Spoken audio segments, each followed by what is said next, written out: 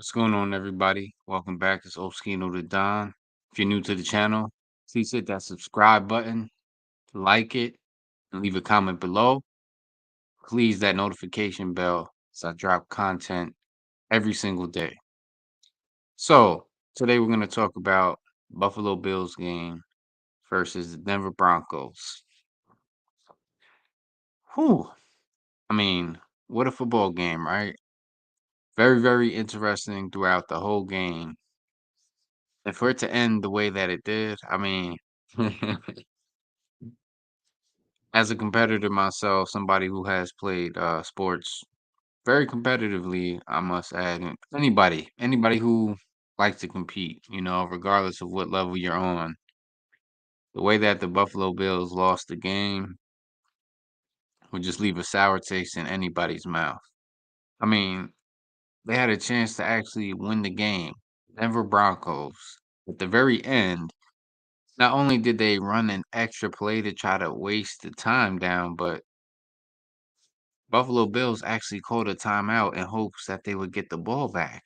And that kind of bit them in the butt because they called a timeout and it gave the Denver Broncos enough time to run another play to get I guess a little bit closer or to waste even more time.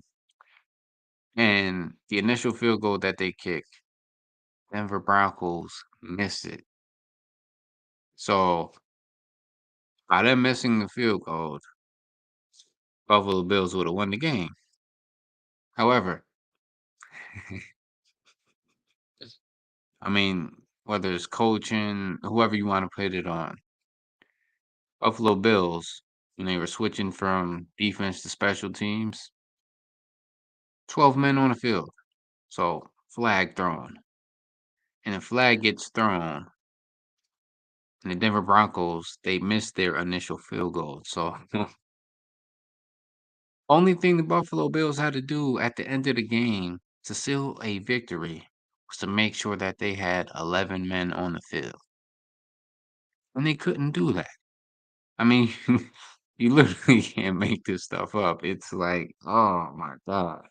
I'm not a fan of either team. However, if you're a Buffalo Bills fan right now, gotta be you gotta be upset. I mean, you had the game right in your hands. All you had to do was to make sure that you had the right amount of people on the field. Now, no one wants to say, "Oh, who knew that Denver was gonna miss the field goal?" You never know if somebody's gonna miss a field goal or, convert on the last play at the end of the game. But you don't wanna lose the game because you made a mistake that is it's unforced, an unforced penalty. Like, you don't make sure that you have 11 men on the field when you're switching from defense to special teams. I mean, come on now. This may cost you a playoff berth now because of this very game right here. Buffalo, y'all gotta get it together.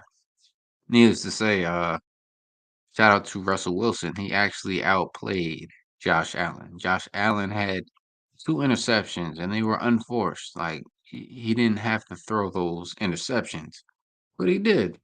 And he didn't have a great completion, percentage either. Neither one of them threw for over 200 yards, if I am correct. So let me just bring up my share screen so we can take a quick look at the stats. Obviously, stats aren't everything at all because, as I said, Russell Wilson did outplay Josh Allen, but if the Buffalo Bills would have just had the right amount of people on the field on the very last play of the game, or I should say second to last play of the game, because Denver Broncos got another chance uh to kick a field goal because Buffalo unfortunately had 12 men on the field and not 11. So let's take a look at the QB stats real quick. So yeah, none of them threw for over 200 yards. Russell Wilson had a phenomenal percentage, 24 of 29 with 2 touchdowns. Josh Allen, not so great with the percentage, 15 for 26, 177 yards, 1 touchdown, and 2 interceptions. So, like I said, Josh Allen and the Buffalo Bills could have won this game if indeed the second to last play, which would have been the last play of the game, they had 11 men on the field. But when you're switching from defense to special teams, the one thing you need to know is that who's going to stay on the field and who's coming off so you don't lose the game like that. I mean, come on now. I've seen this happen in college too. Like in my opinion, this shouldn't be happening in high school.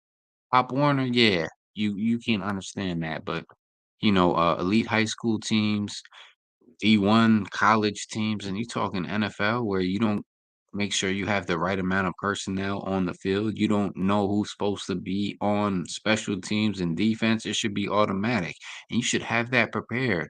On the last drive of the game, when you're trying to defend, and they have a chance to drive the ball all the way down to either score a touchdown or have to kick a field goal, you should know what teams are going to be out there when you need to switch from defense to special teams. This should be automatic. You should be thinking this plays in advance. So, although Russell Wilson did indeed outplay Josh Allen, the Buffalo Bills lost this game. Denver Broncos did not win this game. Although they won the game, the Buffalo Bills basically shot themselves in the foot. You can't lose a game, especially when you are trying to make the playoffs and you don't have room for error now really the rest of the season. I mean, you're in a division where you got quite a few teams ahead of you with better records. This is a game that you need to win. And you lose the game because you have 12 men on the field. Come on, y'all. I mean, people can say what they want about Josh Allen. Do I think he's overrated? Yeah, he may be a bit overrated, because he hasn't really done much lately, as far as carrying the team to where they thought that he would carry them to. But this, I have to say, this particular night, although he had 2 turnovers, Buffalo Bills still coulda won the game had they not had 12 men on the field. I mean, if I'm on that team right now, I'm just disgusted. I'm like, "Come on now." I mean, who's to blame? Obviously, the players not knowing where they need to be, but how do you prepare the players? I mean, I know these are grown men, and you should know your rotations. You should know if your special teams are not. But also the coach should definitely make sure the players are reminded, a few plays before it comes down to the last play of the game. Like, all right, y'all, you know what they're gonna do. They're gonna try to rush on the field with their special teams, make sure everybody's in position, know who's supposed to be out there, know who's not, and get off quick so that we don't have any unnecessary penalties and we can get away with a win. Because I mean if Buffalo is supposed to be some type of contender for a championship, Denver Broncos, although they've been playing better lately, this is a team that you should absolutely beat with relative ease.